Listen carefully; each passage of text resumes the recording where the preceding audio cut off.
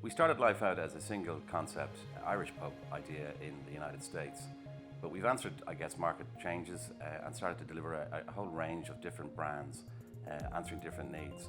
Our key point of difference is that we tend to now work on the basis of a local execution of every brand. So even if it is the same brand name, each of our pubs or restaurants has its own positioning.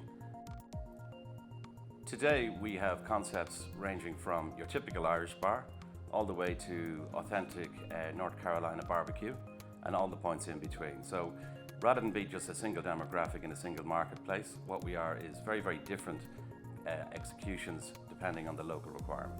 So taking the core brand that we started out with, Re-Raw, which would have been kind of cookie cutter concept where we literally do the same thing in each market, we've totally changed that now, answering local market needs. So each of our Re-Raws, if you take that brand in particular, each of our Re-Raws has its own unique positioning. So in Atlanta, it's the best sports bar in the market. In Las Vegas, it's the most authentic, genuine Irish hospitality delivery. In places like Portland, it's an elevated food experience. So in every single one, even though they carry the same name across the door, they're very, very different offerings. From a marketing point of view, the challenge has grown significantly as a result of moving towards a more localized concept. So to give you an example, 10 years ago we would have had one campaign right across all the brands, right across all the locations, executed the same. There might have been some minor editing differences, but ultimately it was the same campaign running across. Nowadays we're running upwards of 150 to 170 pieces of artwork for each campaign. All of them are unique, so that brings its own challenge. Separately, as we've moved to multi-concept, we now have 9 brands that we have to deal with. So each of these brands has its own look and feel, its own design style. Typically when you go local and you have to be able to react to local things, you're compromised on design. So design starts to become an extremely clip arty style. What we're able to do is create at the top level really high-end graphics, design, concepts, and allow them to adapt it. So they have a point of difference that is significantly higher level of communication.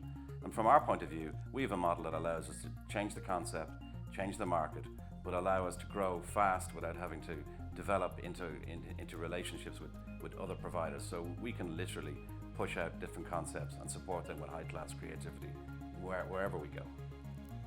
We started moving from perhaps doing 150 pieces of artwork to over 1,000 a week.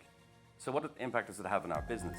Well, if you think that we're handling 9 different brands with approximately 150 pieces of artwork per week, you're into an enormous amount of assets that have to be delivered to sustain the business.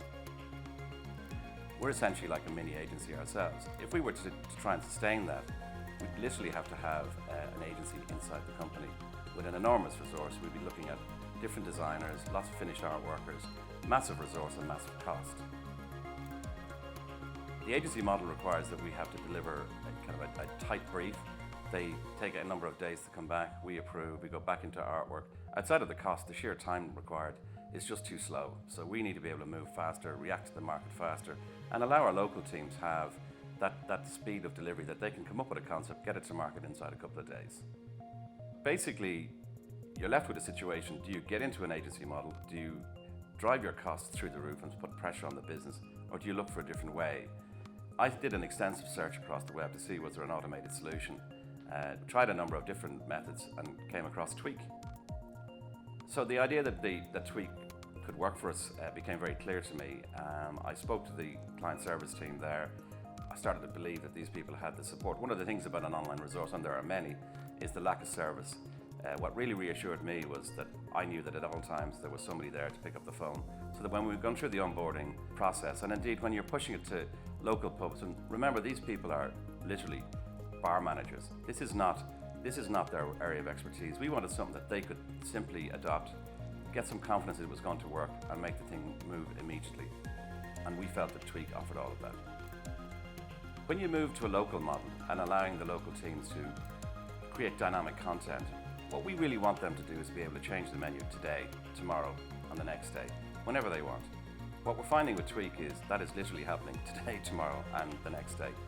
I wake up in the morning, there may be 15 different menus waiting to be approved. At a click of a button, they're ready. They can now put the PDF on the other side, print them on high-res printers in the pub, and the menu is sitting on the tables by lunchtime. This has had a fundamental impact at both the consumer and on a business level. So from a consumer, we're able to excite and interest them with new product every single day. From the bar side, from our side, the chefs can have their dynamic content created. They can get those new dishes out, and we have now a situation where our menus are possibly the most dynamic in every single market we're in. A good example of that level of dynamism is Reraw, Portland, Maine. The pub is in a beautiful setting. It's sitting on the waterside, and literally below the restaurant, the fishing vessels come in. So our chefs go down each morning and see what fish was caught. This process allows us to put that fish on the menu within 3 hours. That's something that would not have been available or possible 5 years ago.